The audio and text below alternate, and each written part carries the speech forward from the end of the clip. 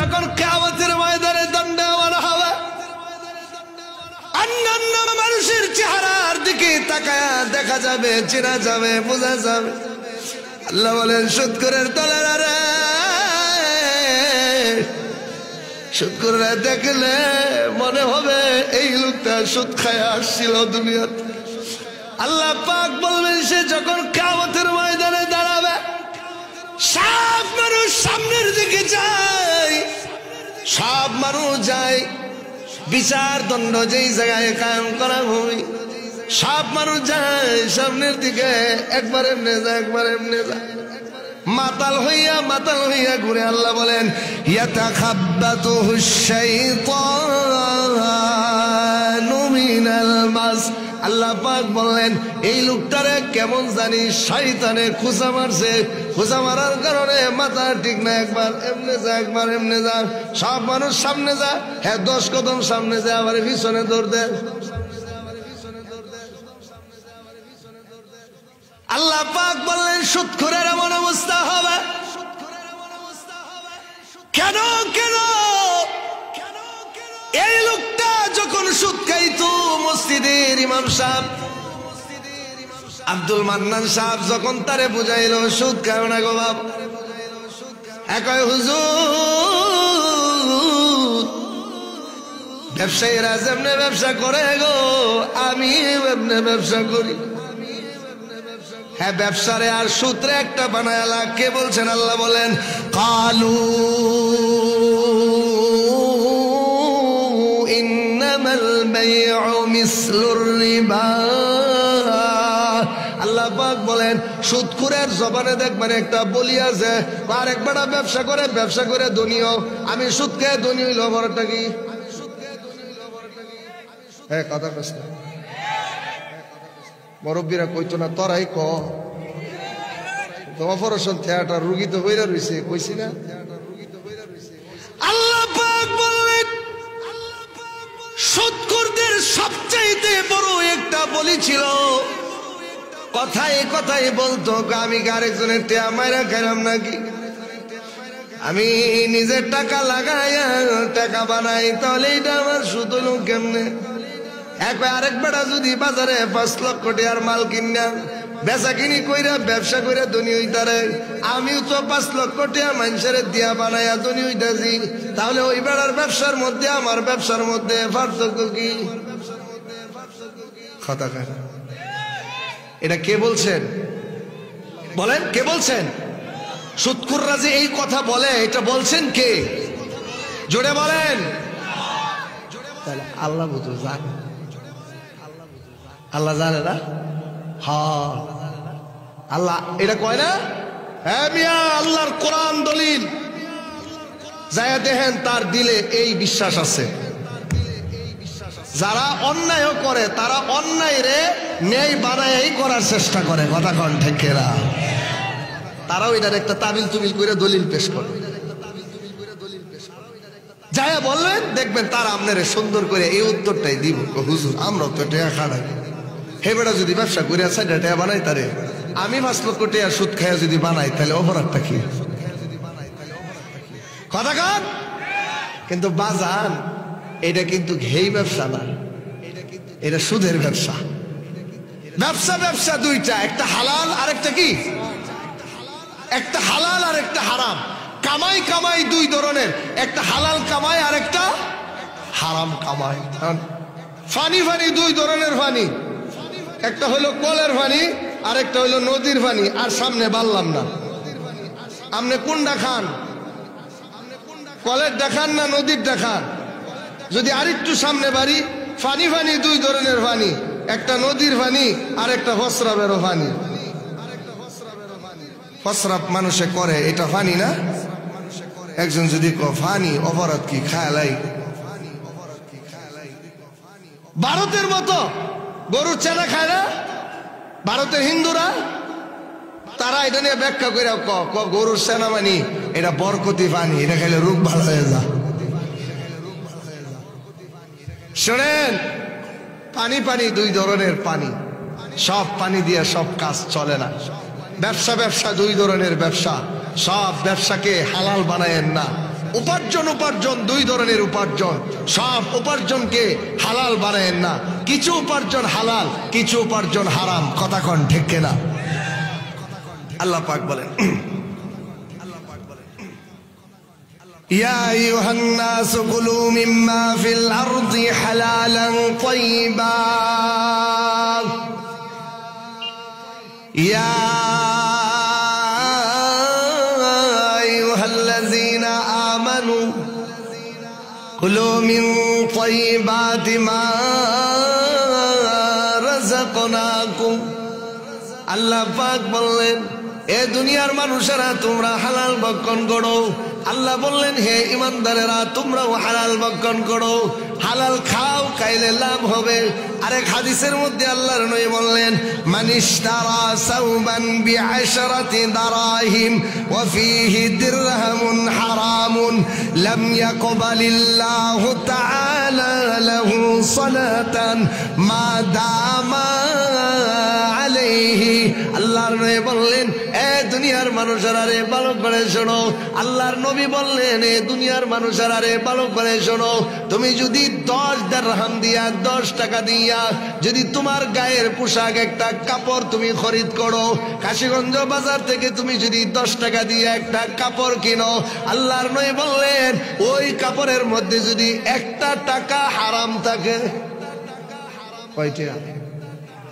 সবাই কয় না? চাচা কম্বল যে গাই দিছুন কন না, কয় টাকা? চাচা কয় না, কয়টা? কষ্ট হইতেছে? কষ্ট হলো না, একটা স্বাধীন।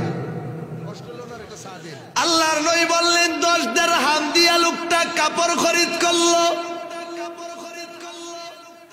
10 টাকা দিয়া কাপড় কেনার পরে ওই টাকার মধ্যে যদি একটা টাকা হারাম পাওয়া যায়, নবী বললেন, উম্মতেরা রে বুঝোস না রে, বুঝোস না, আমি বিশ্ব নবী ভাঙ্গা ভাঙ্গা তোদেরকে বললে গেলাম, শোনায় গেলাম। নবী বললেন 10 টাকার মধ্যে যদি একটা টাকা হারাম পাওয়া যায়, আল্লাহর নবী বললেন 10টা টাকার মধ্যে যদি একটা টাকা হারাম পাওয়া যায়, তোমার 9টা টাকা হারাম নয়, হালাল তরিকায় উপার্জন করা ছিল, 9এর ভিতরে একটা পয়সা যায় ঢুকছে, এটা হলো হারাম। নবী বলেন, লাম ইয়াকবালিল্লাহু তাআলা লাহু সালাত মা দামা আলাইহি। আল্লাহর নবী বললেন 10 টাকা দিয়ে যখন বান্দারা আমার উম্মতে কাপড় খরিদ করলো, ওই জায়গার মধ্যে যদি একটা টাকা পাওয়া যায় হারামের, নবী বললেন বান্দারে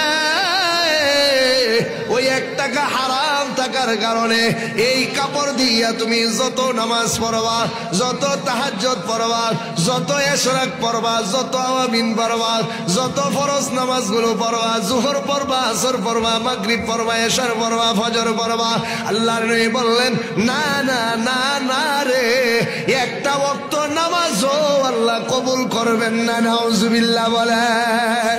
আল্লাহর নবী বললেন হারাম এটাই এমন না পাক, হারাম যদি শরীরের মধ্যে পাওয়া যায় তুমি দেখবা এই জায়গার মধ্যে হারাম বুঝো নাই।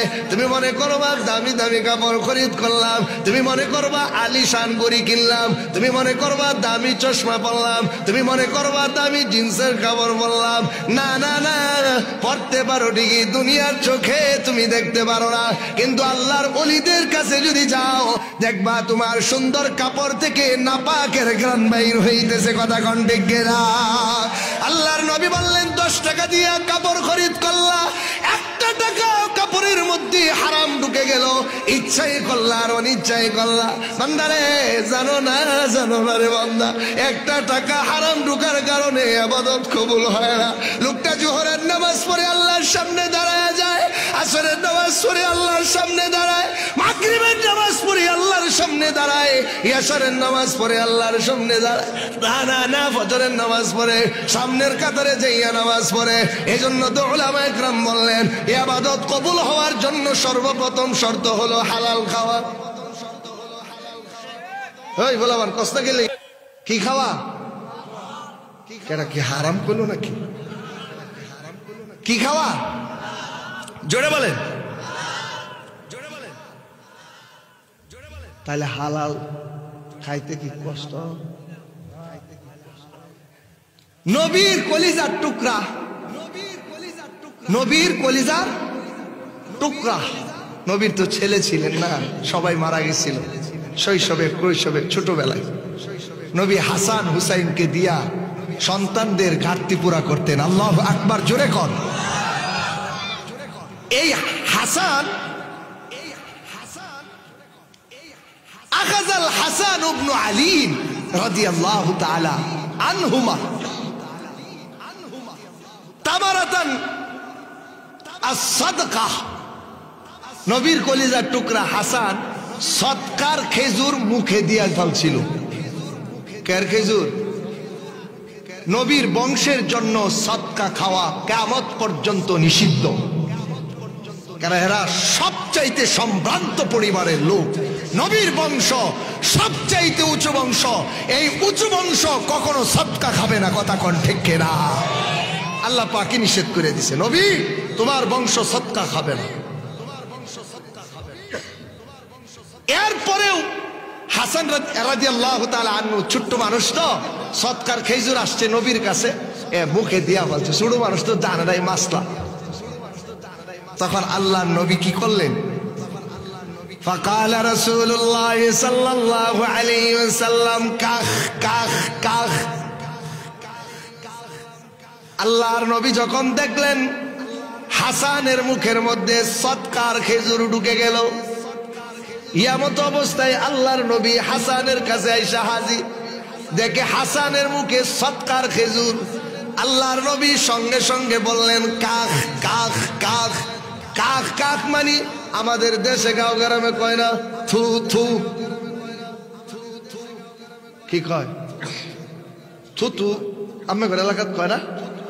ফুলাবানে যদি মুখের মধ্যে একটা ছাগলের এই লেদা দিয়া দে অথবা একটা মাড়ি দিয়া দে, মা দৌড় দেয়, কয় না থু থু থু ফালা ফালা কয় না? আমাদের এদিকে কয়।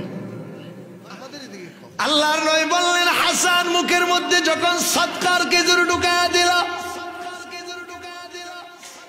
এই সদকার খেজুরটা নবীর বংশের জন্য হারাম নয়। এটা আল্লাহ পাক সম্মানের দিক দিয়া লক্ষ্য করে খাইতে বারণ করলো।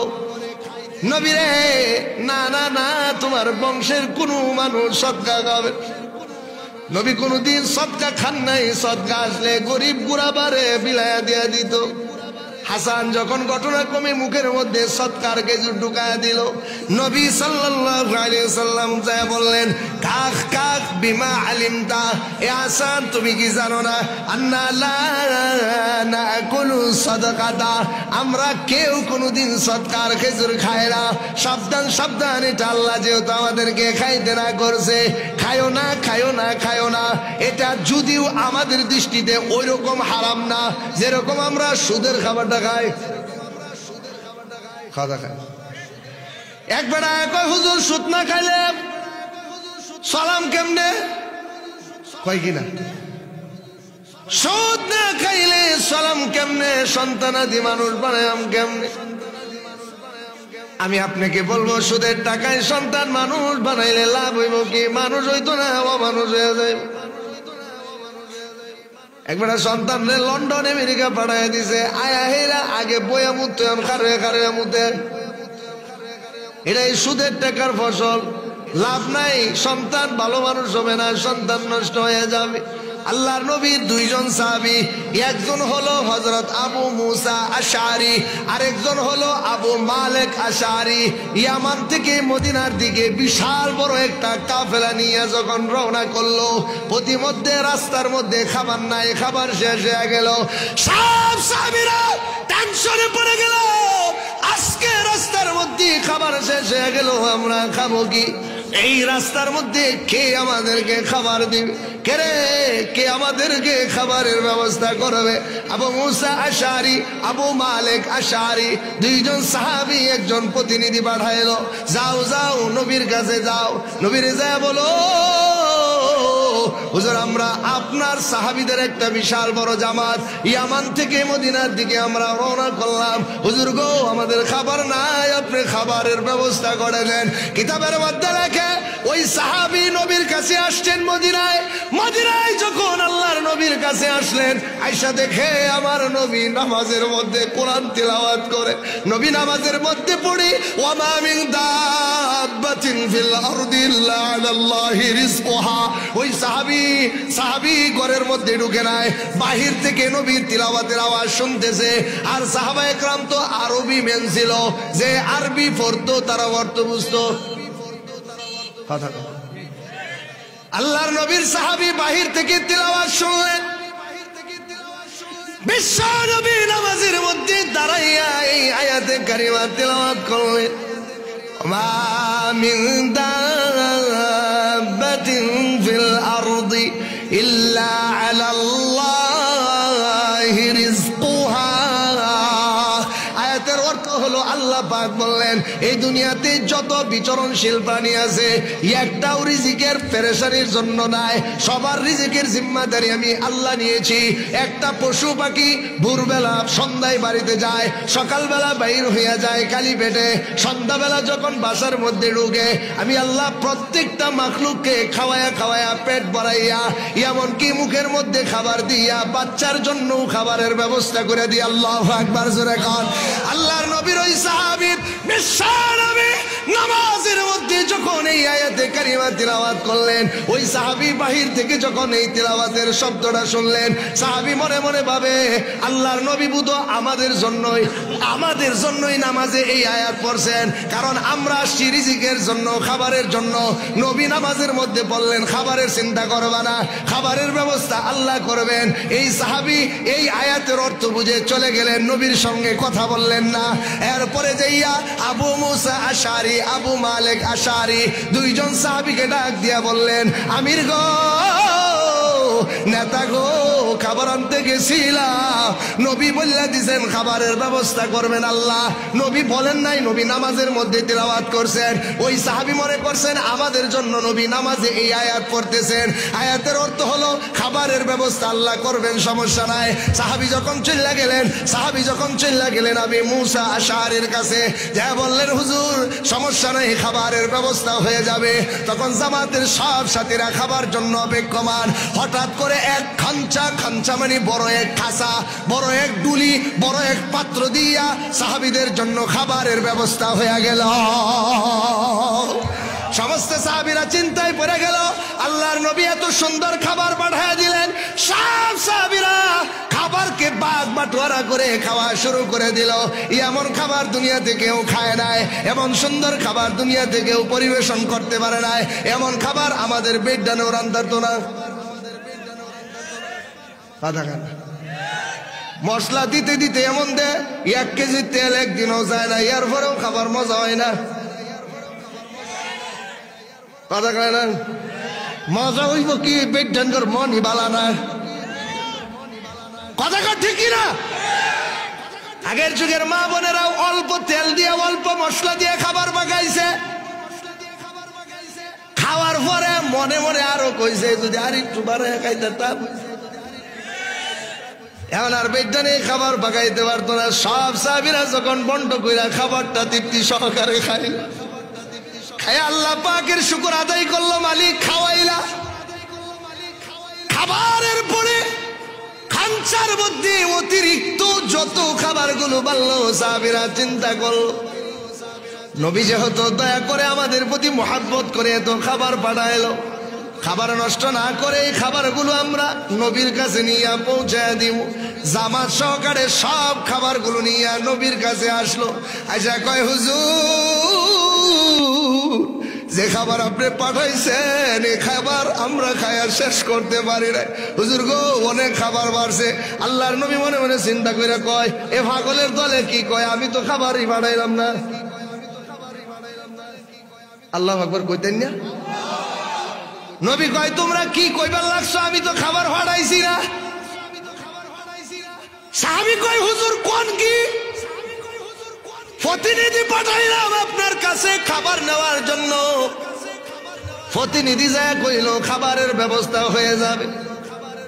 প্রতিনিধিরে কইল তুমি নবীর লগে দেখা করছিলা নি? না না, নবী নামাজের মধ্যে এই আয়াত পড়ছেন, এটা হুন্না আমি পিছনের দিকে দৌড়, কারণ খাবার তো আল্লাহ ব্যবস্থা করবে। নবী বলেন সাহাবীরা রে, এ খাবার আমি পাঠাই নাই, আসমান থেকে আরশের মালিক আল্লাহ খাবার পাঠায় দিছে। এজন্য আপনি রিজিকের চিন্তা কি করবেন, হারাম ছাড়া দেন, হালাল তরিকায় সুটকি দিয়ে চাপার ভর্তা দিয়ে। অনেক বড় কবি হুজুর চাপা খাইতে গেলে তো টাকা বেশি লাগে, সাধারণ ভর্তা দিয়ে মরিচ দিয়ে খায়া খায়া নিজের জীবনটারে শিখ রাখেন, কবরে যাওয়া পর্যন্ত একটু কষ্ট করে। আল্লাহ বলেন বান্দারে আয় আয় আয় আয়, আমি আল্লাহ যত নাজ নিয়ামত গুলো তৈয়ার করে রাখছি, আমি আল্লাহ সমস্ত নাজ নিয়ামত তোরে দিয়া আমি জান্নাত উদ্বোধন করে ফেলবো।